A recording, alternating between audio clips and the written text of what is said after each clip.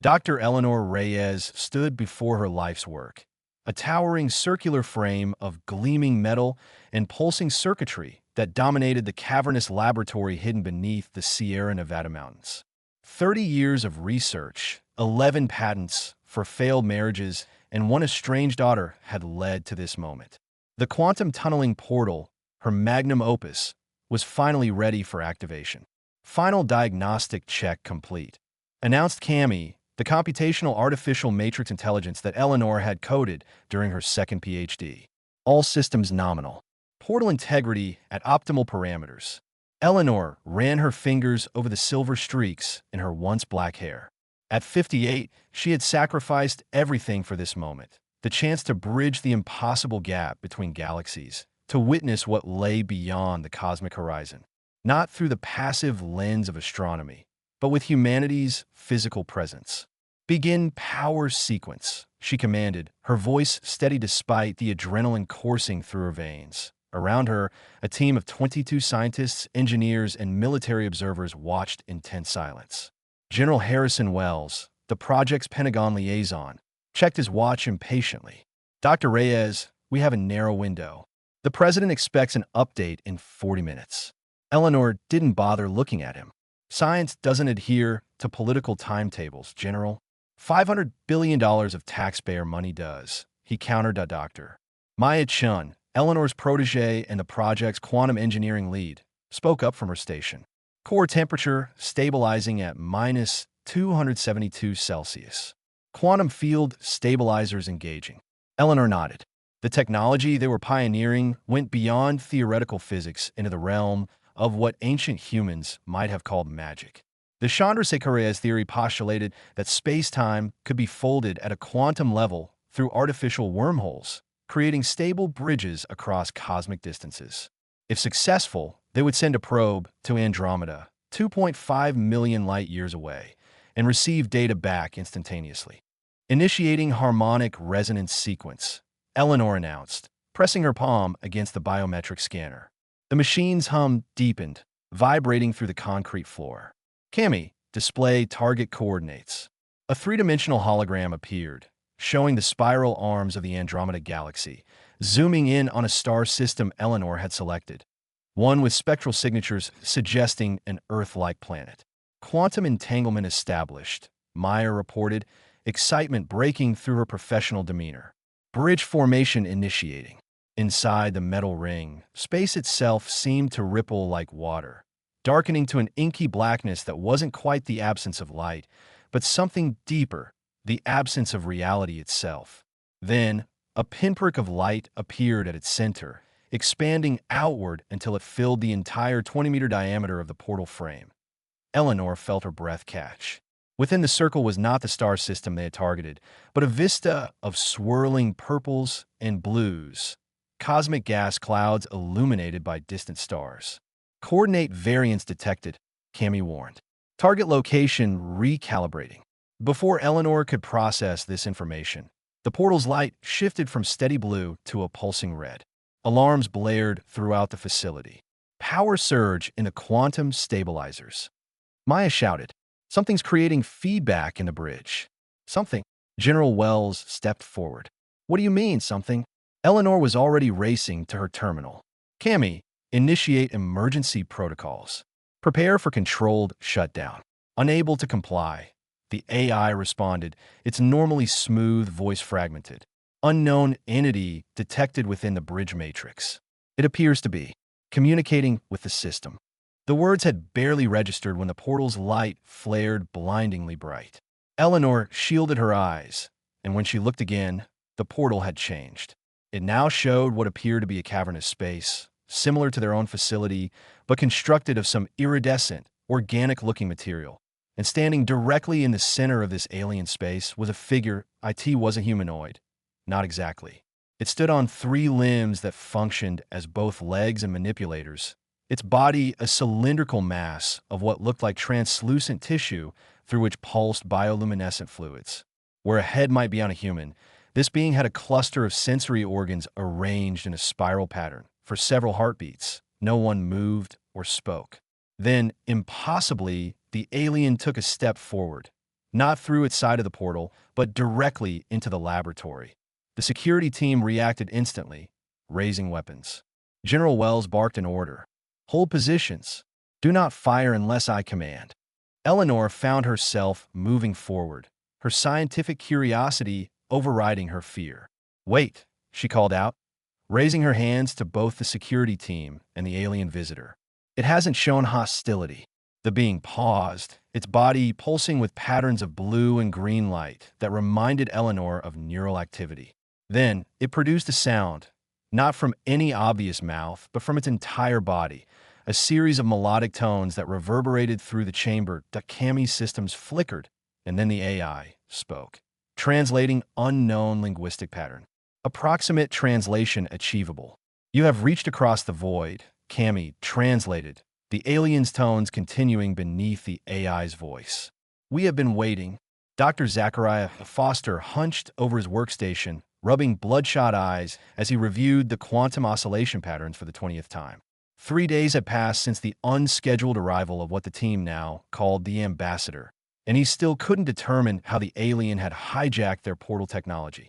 You are overthinking it, Eleanor said, setting a cup of coffee beside him. The facility had gone into complete lockdown, with all personnel confined to the underground complex. 3 days of wearing the same clothes and snatching sleep on cots had left everyone irritable. Am I? Zach looked up at her. They'd been colleagues for 15 years, and he knew her well enough to see the controlled panic behind her composed exterior. We designed a system to create a temporary observational window, and instead, we have got an alien entity that walked through solid quantum barriers like they were an open door. You tell me what I'm missing. Eleanor sighed, taking the seat beside him. I don't know, but the ambassador hasn't made any aggressive moves. It's been cooperative. That was true, at least. The alien visitor had remained in the reinforced chamber they'd escorted it to, seemingly content to communicate through Cammy's translation matrix. It had provided information about itself. It was a sentinel from a species called the Archivists, from a stellar region it described as the Spiral Confluence, which Cammy had determined was likely in the Triangulum Galaxy, not Andromeda. It keeps asking about our genetics, Zach muttered.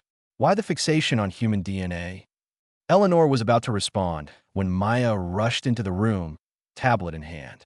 You need to see this, she said, her voice tight with urgency.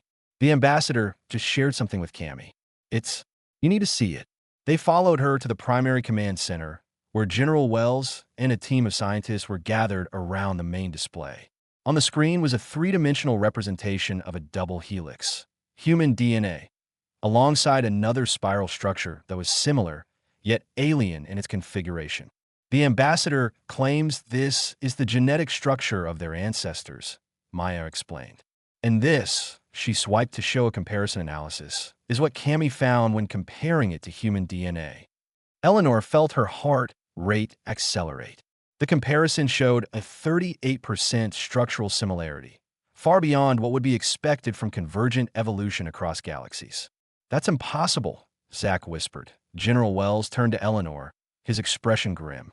Dr. Reyes, the ambassador is requesting to speak with you. Alone. The chamber where the ambassador resided had been modified to accommodate its environmental needs. Higher nitrogen content, specific light frequencies, and a pool of nutrient-rich liquid it seemed to require for periodic immersion. Eleanor entered alone, against the vehement objections of General Wells and her team. The ambassador rose from its pool as she entered, its body pulsing with patterns she was beginning to recognize as indicative of emotional states.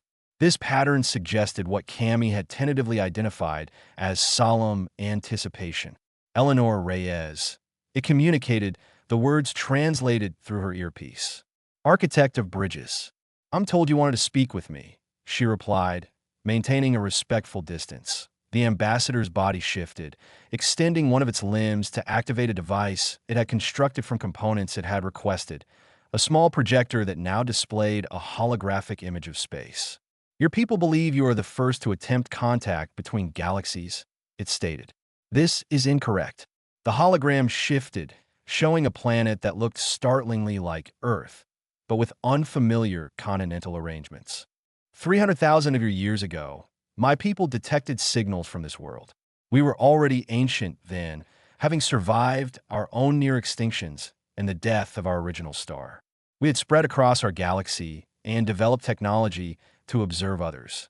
We found this world vibrant, diverse, but facing a catastrophe.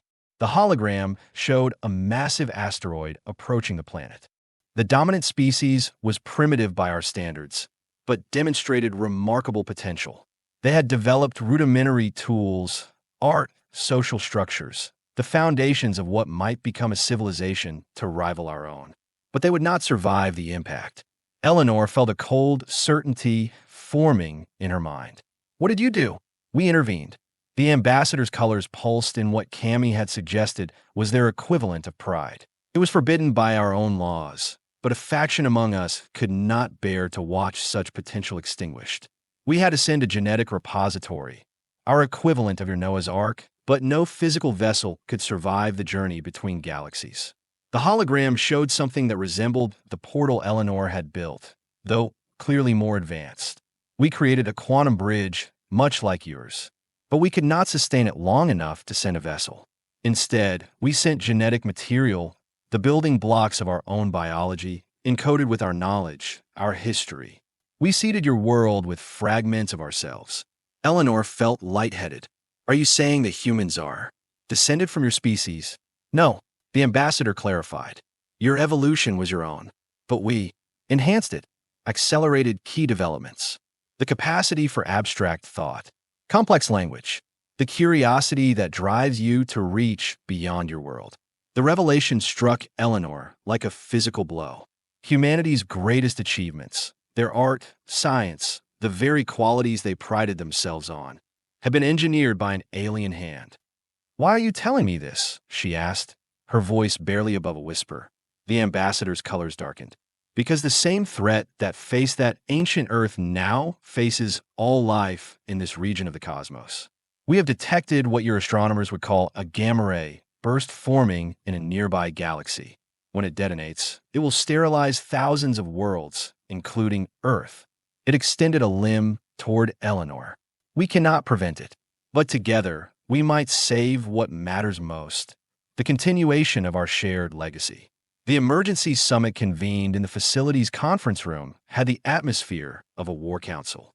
Eleanor had shared the ambassador's revelation and warning with the team, and now they faced an impossible decision.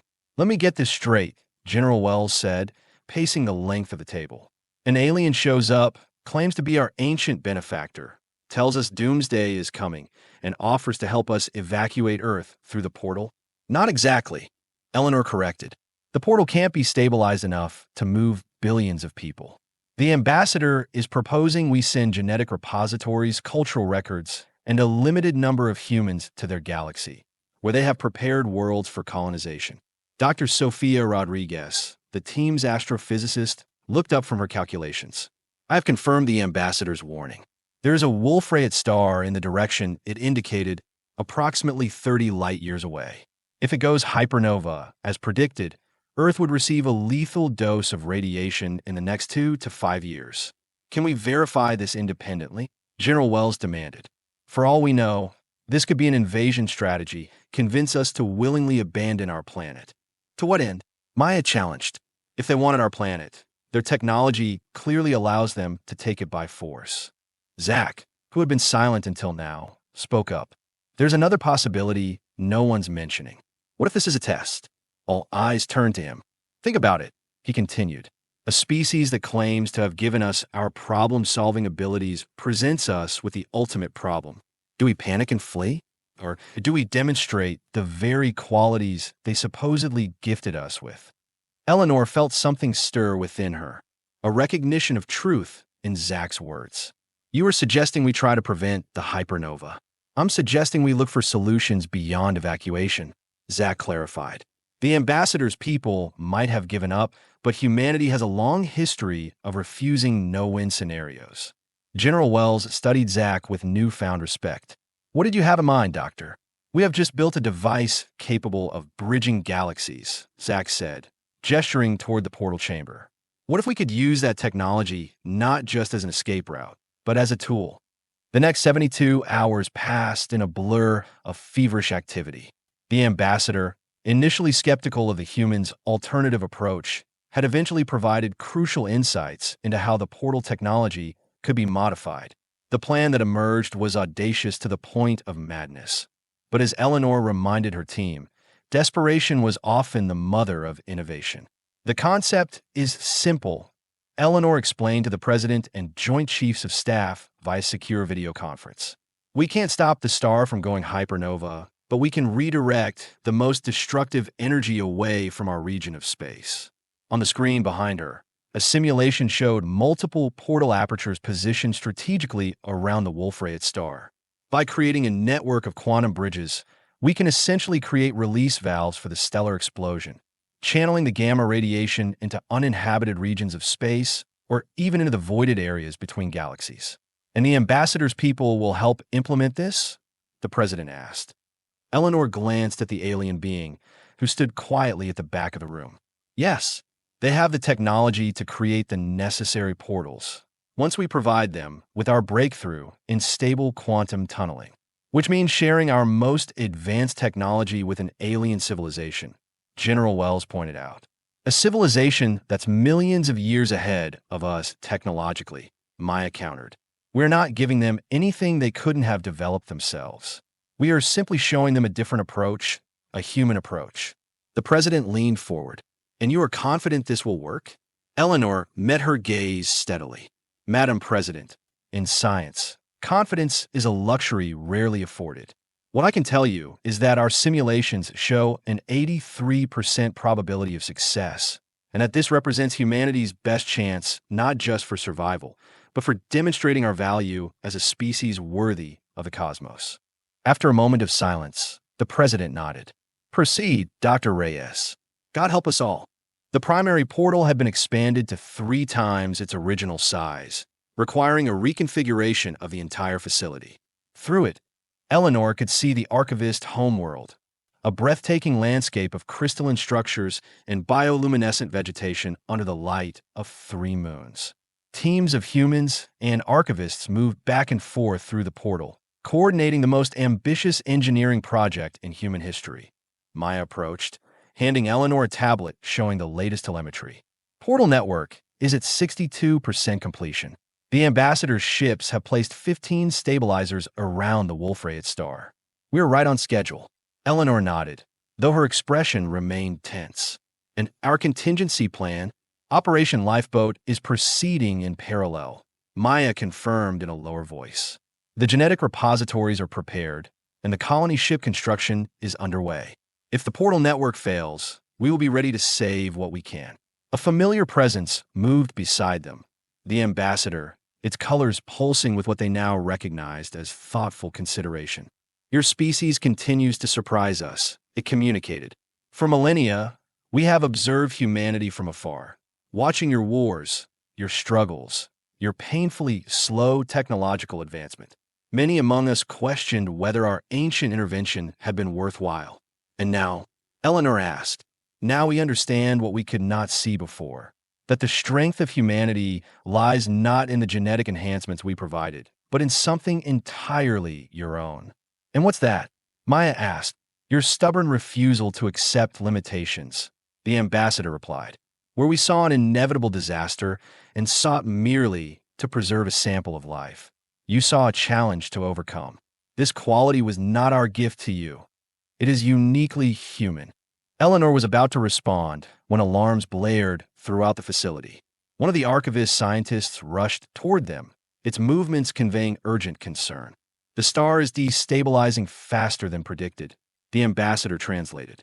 Gravitational collapse has begun. We have hours, not days. The command center had transformed into a nexus of human and Archivist coordination.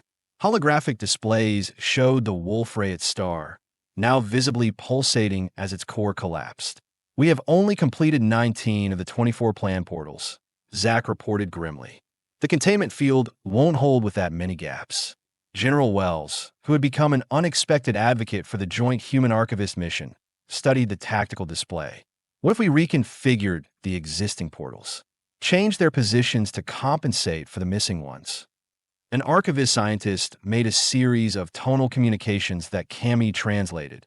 Impossible. The gravitational forces would tear the portals apart if moved from their calculated positions. Then we need to complete the network, Eleanor stated firmly. How many portal generators do we have ready? 5, Maya answered. But we don't have enough delivery vehicles. The Archivist ships are already deployed, maintaining the existing portals. A heavy silence fell over the room, broken by the ambassador's resonant tones. There is one possibility, it communicated. My personal vessel has the capability to deploy all 5 remaining generators simultaneously. But, Eleanor prompted, sensing the unspoken caveat. But it would require manual deployment at precise coordinates. The radiation levels are already lethal for any biological entity. It would be a one-way mission. Before anyone could respond, a new voice joined the conversation. Then I will go. Eleanor turned to see Dr. Sofia Rodriguez stepping forward. At 62, she was the oldest member of the scientific team, a brilliant astrophysicist whose work had laid the theoretical foundation for understanding the hypernova threat. Sofia. No, Eleanor pretesti Sofia Smail Salli. I have stage 4 pancreatic cancer, Eleanor. 3 months to live, at best. I was going to tell the team after this crisis passed. She straightened her shoulders. Let my final act mean something beyond myself. The room fell silent, the weight of her words and the choice before them hanging in the air. I will go with her, came another voice, General Wells, his military bearing more pronounced than ever. Someone needs to handle security protocols and military-grade equipment. And I have had flight training with experimental aircraft. Eleanor looked between them. These 2 humans volunteering to sacrifice their remaining time for a chance, just a chance, to save billions of lives across multiple worlds. The mission parameters would need to be precise, the ambassador cautioned. There would be no margin for error and no possibility of rescue. We understand, Sophia said, meeting the alien's gaze. Now let's get to work on those parameters. Eleanor watched on the primary display as the Archivist vessel, piloted by General Wells with Sophia and 2 Archivist engineers aboard, approached the roiling inferno of the Wolf-Rayet star. The ship's advanced shielding glowed incandescent against the onslaught of radiation and stellar particles. Approaching deployment coordinates for Portal 1, Wells' voice came through, distorted by interference. Radiation levels exceeding shield tolerances. We need to work fast. Beside Eleanor, the ambassador's body pulsed with color she hadn't seen before, what Cammy tentatively identified as the Archivist equivalent of solemn respect. First portal deployed, Sophia reported.